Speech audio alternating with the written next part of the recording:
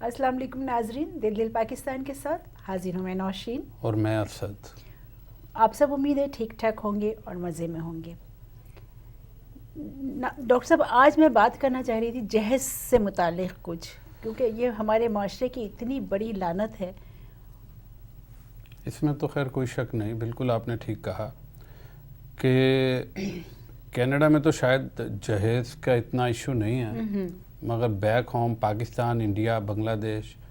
یا اور ہمارے معاشرے میں کیونکہ یہ ایک ناسور بن چکا ہے، میں سمجھتا ہوں۔ اور نوشین، مجھے حیرانگی ہوتی ہے جب میں سنتا ہوں، ویسے ابھی تک مجھے اس بات پہ یقین نہیں آیا، مگر کیونکہ لوگ کہتے ہیں تو شاید ہوتا ہوگا کہ باقاعدہ لڑکے والے جو ہیں وہ لڑکی والوں کو لسٹ دیتے ہیں کہ جی یہ چیز ہمیں چاہیے،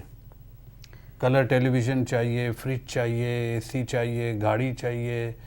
مجھے پرسنلی میں نہیں سمجھتا کہ کوئی اتنا گر سکتا ہے۔ ایگزیکٹلی، یہ تو انتہا سے زیادہ گری ہوئی بات ہے۔ مگر میرے خیال میں ایسا ہوتا ہے کیونکہ جو اور ڈاکٹر صاحب یہ نہیں کہ مطلب ایک طبقہ ہوتا ہے جن کو ہم کہتے ہیں کہ چلو بھائی وہ بہت اچھے پڑھے لکھے سمجھدار لوگوں میں بھی یہ چیزیں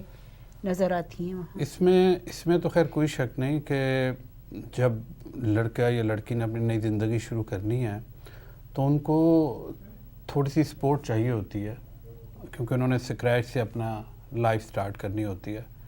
مگر میں سمجھتا ہوں کہ اس میں اسلام میں تو خیر بڑا واضح طور پہ ہے کہ آپ اپنی پراپرٹی میں سے جو پیرنٹس ہیں، وہ چاہے وہ لڑکی کے ماں باپ ہوں چاہے لڑکے کے ماں باپ ہوں، وہ اپنی جائیداد میں سے اپنے بچوں کو حصہ دیتے ہیں، اور وہ بھی خیر ایک قسم کا سپورٹ ہے کہ اگر آپ سمجھتے ہیں کہ ان کی شادی ہو رہی ہے تو لڑکے اور لڑکی والے دونوں اپنی اپنی حیثیت کے مطابق اگر اپنے بیٹے یا بیٹی کو اپنی جائیداد کے شرعی حصے میں سے اگر کچھ دینا چاہتے ہیں تو وہ ایک علیحدہ چیز ہے، مگر چیز ہے کہ وہ اپنی خوشی سے اگر کچھ مگر یہ کہ لسٹ دینی، اور پاکستان میں تو یقین کریں نوشین، میں گواہ ہوں اس چیز کا کہ ہر لڑکی والا اپنی حیثیت سے بڑھ کے اپنی بیٹی کی شادی کرتا ہے، اور بڑے بڑے باحثیت لوگوں کو میں نے اپنی بچی کی شادی کے موقع پر قرض کے بوجھ تلے دبتے دیکھا،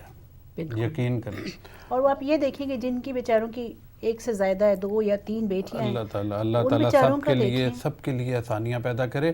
اور میں نے مڈل ایسٹ میں بھی دیکھا ہے، سعودی عرب میں میں نے یہ آبزرو کیا ہے کہ وہاں لڑکا اس وقت تک شادی نہیں کرتا جب تک وہ اپنا گھر، اپنی گاڑی، اپنے فرنیچر، اپنا سارا کچھ ارینج نہ کر لے۔ اس میں کوئی لڑکی کے پیرنٹس کچھ نہیں دیتے اس میں۔ کتنی اچھی بات ہے، اور یہی ہونا چاہیے۔ ہاں، لڑکے والے خود اپنا ارینج کرتے ہیں، کیونکہ بھی لڑکے کا گھر ہے، اس کی ذمہ داری ہے۔ تو پتہ نہیں کیوں ہمارے معاشرے میں، پاکستان اور انڈیا اور ان ملکوں میں پتہ نہیں کیسے یہ چیز آ گئی، مگر بہرحال پرسنلی میں اور آپ اور ہر میرا خیال ہے میرے خیال میں تو ڈاکٹر صاحب پرسنلی تو ہر شخص اس کی مخالفت ہی کرتا ہے، لیکن پھر زبانی، مگر جب اپنے بیٹے کی شادی کا وقت آتا ہے پھر بھی یہ چیز ہمارے معاشرے سے ختم تو جب اپنے بچے کی شادی کا وقت آتا ہے تو اس وقت شاید وہ مخالفت کہیں